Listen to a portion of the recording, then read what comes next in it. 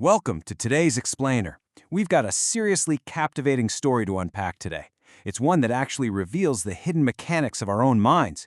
I mean, if you've ever wondered why some people just naturally seem to blast through obstacles while others get inexplicably stuck in a rut, well, the answer might actually lie right in how they talk to themselves. Okay, let's dive right in. Picture this, a place nestled deep between towering mountains. A place so intensely mysterious that people genuinely believed it held magic. This was Echo Valley. The local legend here had a pretty wild premise. Whatever you shouted into the vast emptiness returned to you. Now, some folks thought it just bounced your voice back, sure. But others? They actually believed it returned your future. Section 1. The Legend of Echo Valley. A valley of magic or a mirror of the mind? Enter our protagonist here, a young shepherd named Ion, who had basically grown up steeped in these mountain legends. The thing is, life hadn't exactly been a breeze for Ion. A really devastating pattern had formed for him. Every single dream he chased ended halfway. Every failure just seemed to act as hard proof, confirming his deepest, darkest doubts about his own capabilities.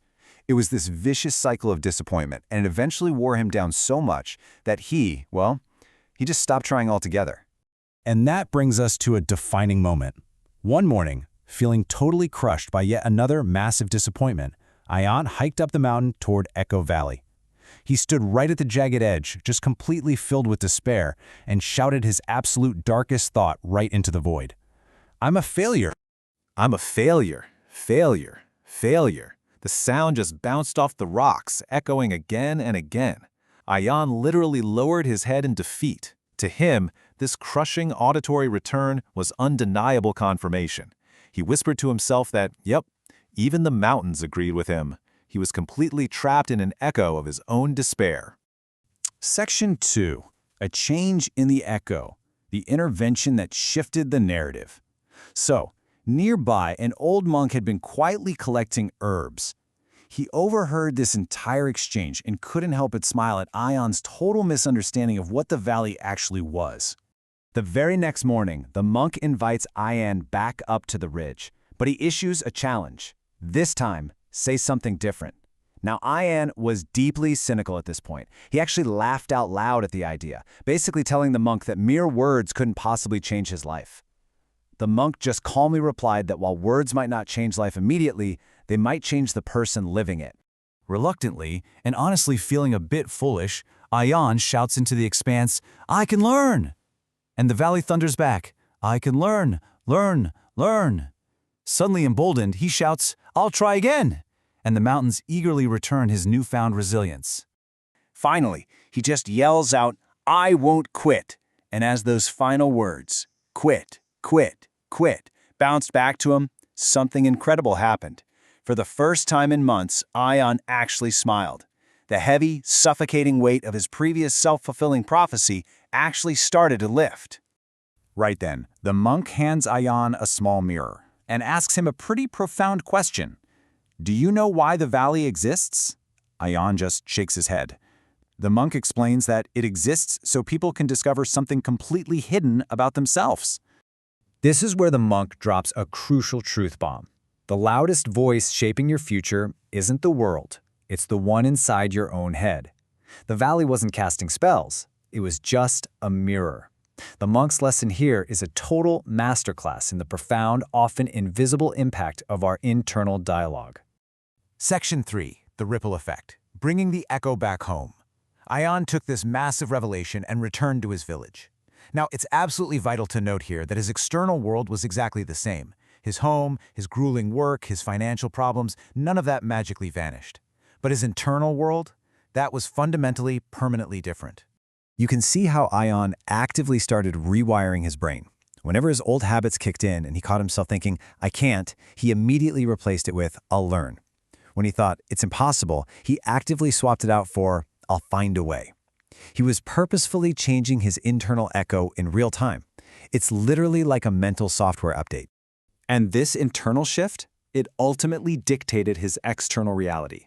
Fast forward a few years, and Ion had successfully built one of the largest farms in the entire region. When people asked him what changed his luck, he just smiled and gave them the honest truth. It wasn't luck. It was the conversation I had with myself. Section 4. The Echo Valley Truth. The parable meets the principle. Years pass, and an older, wiser Ayan returns to the legendary valley, but this time he's bringing his young son to pass on the lesson. And history almost repeats itself. The young boy runs to the edge, looks down, and shouts, "I'm scared." The valley obviously replies, "I'm scared, scared, scared," which makes the poor kid look really worried. But Ayan steps in. He places a gentle hand on his son's shoulder and coaches him to tell the valley who he wants to become. The boy takes a deep breath and shouts, "I am brave," and that confidence-building echo thunders back, completely lighting up the boy's face. Ayan looks out at the expanse one last time, cementing a profound realization. The valley was never magical. It simply revealed a truth most people completely ignore. Life, in its own weird way, often echoes the exact story you repeatedly tell yourself. It really comes down to a stark contrast in how our minds work. If you constantly speak fear and doubt, you inadvertently set a downward spiral into motion. You begin to live and literally act in fear.